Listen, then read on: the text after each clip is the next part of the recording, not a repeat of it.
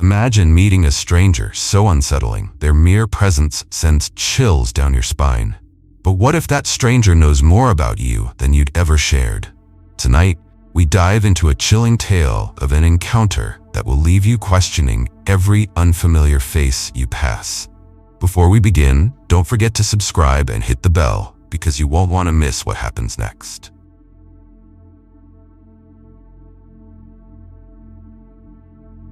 When Sarah and her fiancé Michael moved into their cozy downstairs apartment, they were thrilled. It was January 2020, and the excitement of their first real home together filled the air. No more dorms, no more roommates, just them, their cat, and a fresh start.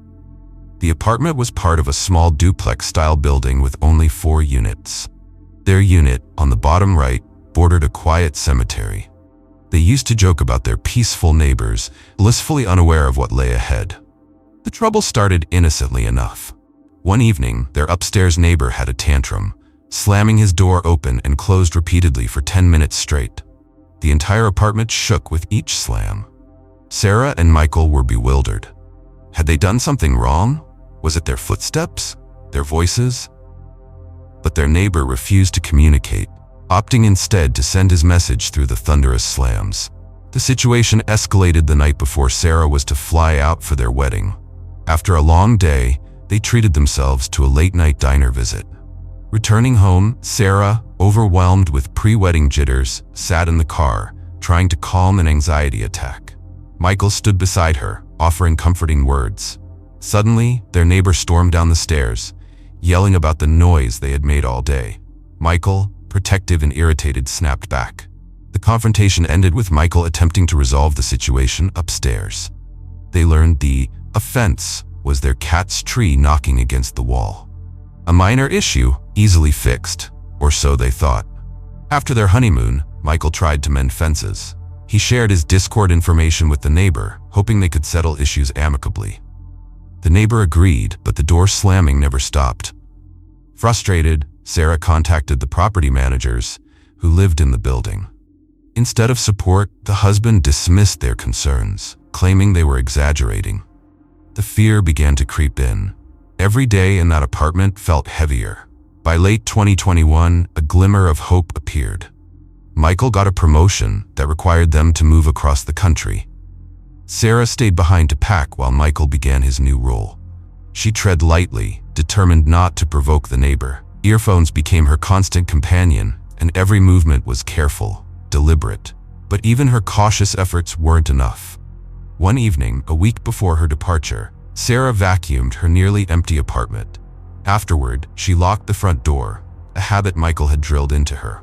As she relaxed with her phone, the tranquility shattered. Her neighbor's angry pounding rattled the front door. His voice, filled with venom, shouted threats. Her dog whimpered, pressing close to her, while her cat hissed at the window. Heart pounding, Sarah called her mother, who urged her to dial 911. Whispering into the phone, she explained the situation as her neighbor's attempts to break in intensified. The police arrived swiftly. They took the neighbor into custody, but Sarah was left shaken.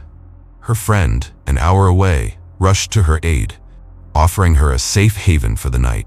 The next day, her mother arrived, and together they began their journey to the East Coast. Sarah felt relief leaving the apartment behind, but remained haunted by the experience. Midway through their trip, Sarah received a call from the hospital where her neighbor had been committed. They informed her he'd been released but was still issuing threats. The police advised her to seek an order of protection. Fortunately, she was far from his reach. Despite the distance, the fear lingered. She constantly looked over her shoulder, checking if he had somehow tracked her down. In 2023, a plea agreement brought some closure. The neighbor, now living with his parents in Alaska, agreed to mental health treatment. In exchange, Sarah dropped the charges. Yet, the trauma remained. She never forgot to lock her door again. To this day, their pit bull stands guard at night, offering a sense of safety that Sarah desperately needed. While Sarah and Michael have moved on, building a life far from the duplex, the lessons of that harrowing experience stay with them. It's a reminder that even in the quietest of places, chaos can find its way in. And sometimes, The scariest neighbors aren't the ones resting peacefully in a cemetery, but the living ones just upstairs.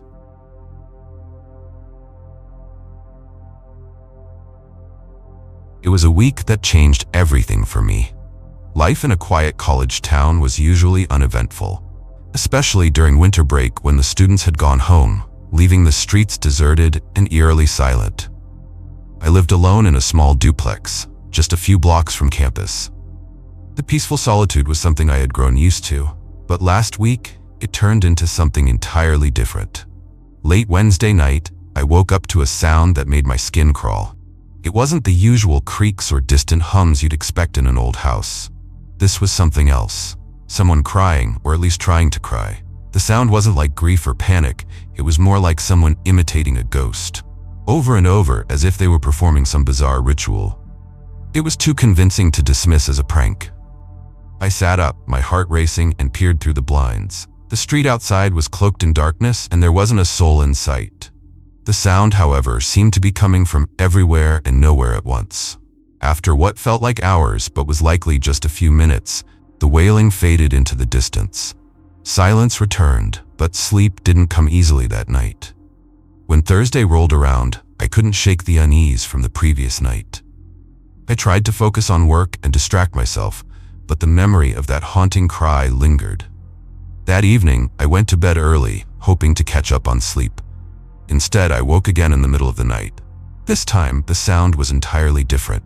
At first, it was faint, almost indistinguishable from the wind. But as I strained to listen, it grew louder. It sounded like the scrape of a shovel on concrete, rhythmic and deliberate.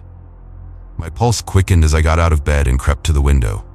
Outside, the street was blanketed in a dense fog that swallowed the streetlights, leaving only a faint glow. And then I saw her. Across the street stood a woman. At first, I thought she was wearing a strange hat, but as my eyes adjusted, I realized it wasn't a hat at all. It was her hair, a filthy, matted mass that cascaded down her back in a single tangled lump. She stood hunched over, her arms crossed behind her back, her posture unnatural and stiff. Her movements were unlike anything I'd ever seen. She took 2 heavy stomps forward, then glided effortlessly, as if skating on an invisible sheet of ice. There was no ice, no snow, just the damp pavement, yet she moved with a grace that seemed almost otherworldly. Each glide was accompanied by a sharp scraping sound like metal against stone. I couldn't look away. Her frail frame and elderly appearance belied the fluidity and precision of her movements. She twirled and spun with an elegance that defied logic, her filthy hair whipping around her like a dark veil. It was mesmerizing and terrifying all at once. After several minutes of this haunting dance, she stopped abruptly and stooped down, her fingers brushing the ground like a runner at the starting line. She stayed there, motionless, for what felt like an eternity. My breath caught in my throat as I watched, my hands gripping the windowsill tightly. Then slowly she rose to her full height, her back turned to me. She stretched her long bony arms outward and stood on her tiptoes, her silhouette barely visible through the fog. Without warning, she broke into a rapid tiptoeing motion, her feet moving so quickly it was almost a blur. The sound of her shoes tapping against the pavement echoed in the silence. And just like that, she vanished into the fog, her figure swallowed by the mist. I stood frozen at the window, unable to process what I had just witnessed. The silence that followed was deafening, but I couldn't shake the feeling that I was still being watched. I finally crawled back into bed, though sleep was out of the question. The image of the woman's dance replayed in my mind, each step and glide etched into my memory. The next morning I walked outside, half expecting to see some evidence of her presence, footprints, debris, anything. But the street was clean, as if nothing had happened. I considered calling someone, maybe the police or even a neighbor, but what would I say? That an old woman danced in the fog outside my house? It sounded ridiculous, even to me. That night, I went to bed with every light in the house on. Hours passed, and for a moment, I thought I might be safe. But just as I began to relax, a new sound broke the silence. This time, it was a soft tapping, like fingernails gently rapping against glass. My blood ran cold as I realized it was coming from my bedroom window. I didn't dare move. The tapping grew louder, more insistent, until it sounded like someone was pounding on the glass. Summoning every ounce of courage, I turned my head just enough to see the window. There she was, her face pressed against the glass, her matted hair framing her hollow, sunken eyes. She wasn't dancing now. She was staring directly at me. I scrambled out of bed and bolted for the door, grabbing my phone on the way. I didn't stop running until I was outside, the cold night air biting at my skin. I dialed 911, my hands shaking so badly I could barely press the buttons. When the operator answered, I struggled to find the words to explain what was happening. Someone is outside my house, I stammered. The police arrived within minutes, but by the time they searched the property, the woman was gone. They found no footprints, no signs of forced entry, nothing to suggest anyone had been there. They assured me it was probably just a bad dream, a figment of my imagination. But I knew better. Since that night, I haven't seen or heard from the woman again. But every time I close my eyes, I see her face staring back at me, her haunting dance replaying in my mind. I've considered moving, but part of me is afraid that no matter where I go, she might follow. And so I stay, trapped in the house that no longer feels like home, waiting for the next time she decides to appear.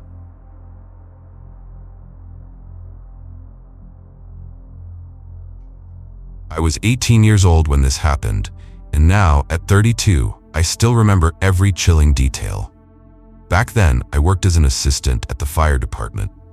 It wasn't the most exciting job, but it gave me a steady paycheck and kept me busy. One night, the phone rang, and I answered as usual. On the other end was an older woman. She introduced herself as the widow of a fireman who had passed away and said she needed help fixing her grandson's computer. Apparently, the boy lived with her, and the computer had stopped working. At the time, I had already completed a few IT courses and was used to fixing computers for family and friends. I didn't think much of her request. I told her I'd call her back after checking her story. I mentioned her name and her late husband's name to a sergeant I trusted, and he confirmed it. "Yeah, we know her," he said. "She calls for help every now and then. Seems legit." So I called her back, quoted her a reasonable price, and scheduled a time to help her out. She sounded relieved and grateful. When the day came, I packed my tools and headed to the address she gave me. It was in the older part of town, an area filled with historic buildings that had long since been converted into office spaces or left to decay. Her building was one of the few that still seemed residential. It was old, worn down, and the kind of place you'd only see in a horror movie. When I got there, I noticed the bell wasn't working. As I stood outside, a man exiting the building mentioned it had been broken for years. I tried calling her, but she didn't pick up. For nearly 40 minutes, I waited on the steps, wondering if this had all been a mistake. Finally, she answered her phone, apologized for the delay, and buzzed me in.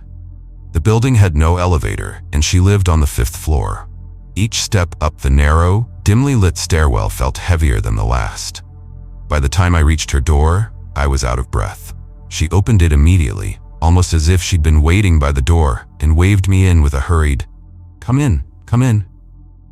The moment I stepped inside, I felt my stomach turn.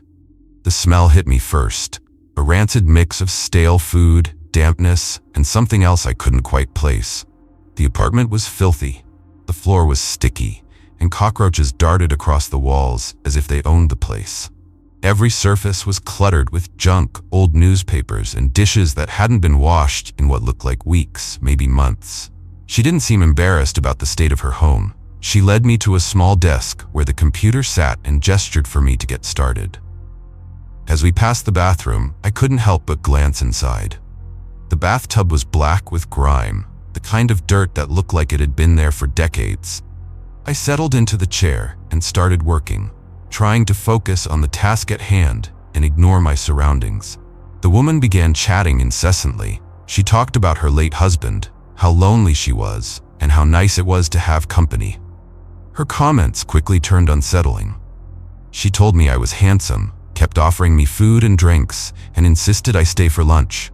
I politely declined, making up excuses about needing to finish quickly. Her grandson eventually wandered into the room. He was a small, pale boy who looked about 7 or 8 but spoke like a much younger child. He didn't say much at first, just stared at me with wide, unblinking eyes. The woman doted on him, telling him that I was here to fix his computer and that I was very kind.